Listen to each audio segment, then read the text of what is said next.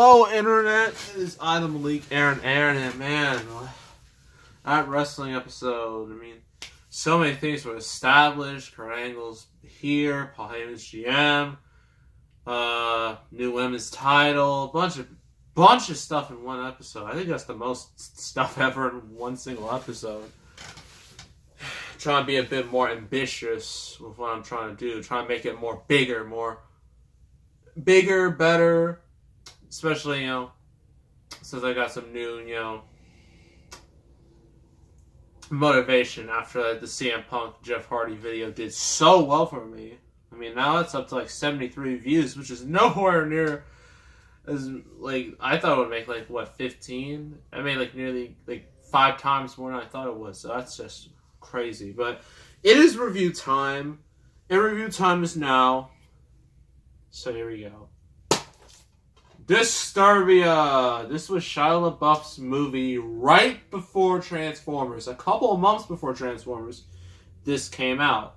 And it dominated the box office for 3 weeks, mainly because everything else that was out at the moment was pure crap. And this was the only decent thing on the market. So, yeah. And then it got, then Spider-Man 3 came after that. And then Shrek the Third and Pirates 3. And that's when the summer movie season started. So yes, Disturbia. So, I'm gonna read you the back. You want to read it yourself, and go right ahead. I'm not gonna stop you. Got it? Alright. Even in this quiet, tree-lined street, no one is safe. Especially from a savage killer next door. Welcome to Disturbia, a cool thriller with big scares, said Richard Roper, from Ebert and Roper. Living under 3 months house arrest, Kale Brechet, from Transformers, it literally says, passes his day spying on the neighbors. It's all fun and games until things take a horrifying turn for the worst. Kale is convinced his neighbor next door is a serial killer, but he can't prove anything. Can't convince anyone, and can't leave his house without triggering an alarm. Unless with the help of his friends, Kale is determined to expose the truth by how they all taken on more than they bargained for, with a cold-blooded murderer on the loose. With nowhere to run, nowhere to hide, Kale and his friends are in a race for their lives in this electrifying thriller that will keep you on the edge of your seat. So our main character, Shia LaBeouf, in the beginning he's with his dad, but then they're on the phone, having your usual movie family dialogue, and then they get in an accident, right? And this car it's not a typical just one hit. No, they're on the road and a car ahead of them. But the car just melted away literally last second, so they couldn't react to it in time. They just flew whee! They flew and then they fell. And you're thinking, oh, is that it? Just to add insult to injury, another car comes crushed right by, and it just hits, Kale's dad right there. Boom. Yeah, his dad's dead. That's just the truth. His dad is dead. So in school, as you would expect, since Kale's grieving his dad's loss, he's not taking anything all that seriously. He has his best friend Ronnie, but, he's kind of he's the comic relief, basically. So I forgot which class he was in. Was it a Spanish teacher? Language teacher? World teacher? I don't know. His teacher, kind of berates him about it, and I'm just dude, his dad just died. I mean, come on, be a little bit more, a little less you at the moment. And then he does mention his dad, and that ended up being a trigger word because Kale punched his teacher right in the face, and I'm well, what'd you expect? So the teacher, of course, pressed charges because, that's assault. And Kale is sentenced, originally it was you can go to juvie, but considering, how, you're handling at the loss of your dad, think it's your fault and whatnot, I'm gonna place you under 3 months house arrest. So house arrest works like this: you got an ankle, you got a bracelet like on your ankle, right? And it has like a like an indicator on it. Like green means you're safe. Like there's only like a certain part of the house. You can like you have limited mobility. You can't go out anywhere. You are stuck in the house, literally, for 3 months. Can't do anything, really. I mean, you can buy stuff off the internet and whatnot. And you can, like, if you have a job that requires you to stay at home, if I was Kale, I'd get a job that requires me to stay home. Because that is the best job. It'll make you pass the time. It'll get you money to buy you stuff while you're stuck in the house. I don't think they'd hire him because he is on house arrest, so that wouldn't work. You know what? Whatever. So yeah. Once like if he leaves like the safe zone, he has like 10 seconds to get back there, or else the cops are gonna come and get him. And there's a little flashing thing on there too, just as an indicator. So yeah, originally Kale's just like, I'm just gonna play on my Xbox Live all day long. But his mom is not having it. She, gets rid of his Xbox Live account. And so he's like, I'm gonna go to iTunes Music. And she cuts that off too. And then he decides, I'm gonna watch TV. And she literally cuts the cord to the TV. I mean, my goodness. I mean, you can unplug the TV, but cutting the cord, that's just cruel. That's cruel and unusual punishment. And yeah, so his mom's just not having it with him because she thinks he's just thinking it's a vacation when it's clearly not. So yeah, so that happens. So poor Kale is all by himself. I keep calling him Shia LaBeouf because that's what he is. So poor Kale is just stuck, basically with nothing to do. So he decides, to just spy on the neighbors, because that's the only thing he can do. He has his trusty binoculars, and he's just looking to see how, everything, what's going on in the neighborhood. And, there's, these two kids, these group of kids. They don't like him. They play pranks on him and whatnot. The flaming bag of crap. Everyone knows that. That's a classic rib. Yeah, they do stuff with that. So he's just spying on all neighbors, sees certain things about them. His best friend Ronnie comes by, and then they see. Well, actually, before this, Kale sees this new chick move right next door. Of course, he can't really go to her because house arrest and whatnot.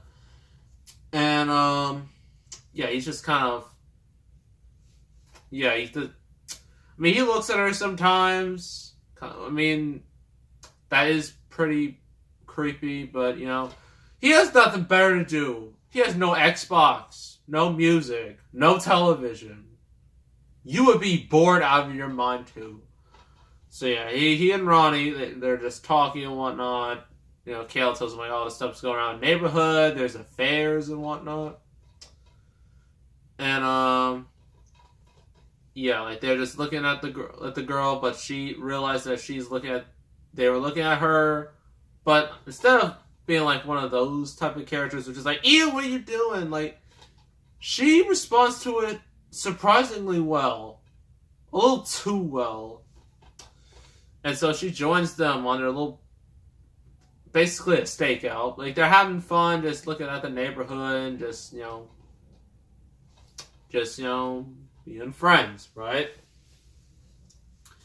But then, one night, actually, there's this news story, on the TV about, this girl who got killed by a serial killer.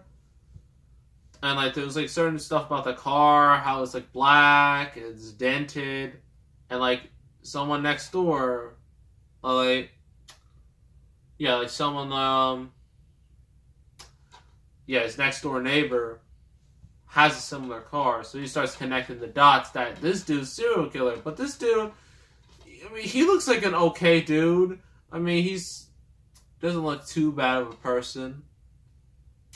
But, you know, I wouldn't trust him. And yeah, eventually, like, Kale and his buddies, his friends, start putting the pieces of the puzzle together. Realize he's a serial killer. And they gotta stop him. Right? And so the rest of the movie is basically them doing that. You know. So, pros and cons. Pros. Shia LaBeouf. Now, I know Shia LaBeouf got a lot of crap for Transformers. Some of it well deserved. And Indiana Jones 4, definitely well deserved. In my eyes. But here, he's actually really good. You actually care about his character, which is something that is crucial for a movie like this. Considering we're mainly just watching him the whole time. And, like, yeah, you just want him to, like, succeed at his goal of trying to get this serial killer and whatnot. The serial killer himself in question, David Morse. Yeah, that's his name. He does a good job playing at the serial killer. Like, originally he just plays it like all cool and calm, like nothing's wrong. But like in the beginning, like very subtle. He's very subtle with his performance. Apparently on the set, Shia LaBeouf said like he didn't really talk to the teens on the set much. I mean, like they say he was like a nice guy, but he was like one of those method actors, so he had to really get into the role. So yeah, that's a nice little fact for you. Kale's mom, Carrie Ann Moss, yes, Trinity from The Matrix. She does a good job as mom. You can tell her pain to go through all this. First, her husband's dead, and now her son's going through all this. I mean, it's starting to, you can tell it's just starting to stress her out a little bit. She does become more authoritative and whatnot. Kale's friends, I think the girl's name was Ashley, I think. Yeah. She was, alright as, like, the female protagonist and whatnot. She wasn't a damsel in distress, thank the Lord. His best friend Ronnie, as Ari says, comic relief. It's alright. Yeah, I like it's a slow burn type thriller where it doesn't move at a super fast pace, but like it builds and builds and builds to this final climactic showdown, which I kind of like. Because I don't like movies rushing through things. I hate that because it just ruins flow. I think that's one of the reasons why everyone hated the Dark Tower movie. Remember that? Me neither. Why people hated it so much? Because that movie was like an hour and a half. And that was based off a pretty decent length book. So that's a huge problem. Cons. I mean, the ending is very predictable. You should already guess how it ends, because it ends with, I'm not going to say it. Because you should watch this movie yourself, because it's actually pretty good. But yeah, it has a pretty generic ending, which is a shame, because it has such good build-up. Such nice build-up, for the whole movie. So overall, this is a nice thriller. And I'm going to give it 7 out of 10. If it didn't have such a cliche, predictable ending, it would be higher, but still a good movie. I mean, if you're one of those people like, I hate Shia LaBeouf, well, watch this movie and you probably won't hate him anymore. Or you'll still hate him. It's up to you. So, yeah. Yeah, it's a pretty good movie. Disturbia. Next review is a movie, for some reason, stuck with me as a child. It's one of those movies. It's like Barnyard, which is hilarious and fitting because they both came out around the same time.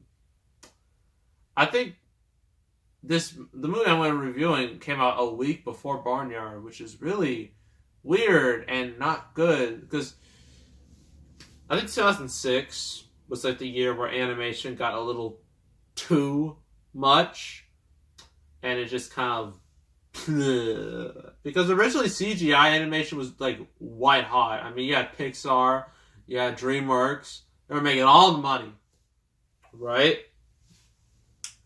But then like more and more studios, bunch of crappy studios, came out. Well, not really crappy, but not as good studios started making more. And this is one of them. It's from Warner Brothers, and it is The Ant Bully. Yeah, we're doing this. I'm kind of embarrassed doing it, but you know, it was random. Reviews are reviews, and besides, I need to get more new stuff now, because I'm going to be running out of material real soon if I don't do something. Because I don't want to do that, because it's bad. So make sure to subscribe, like this video, leave a comment. I will see you all next time, and I am out.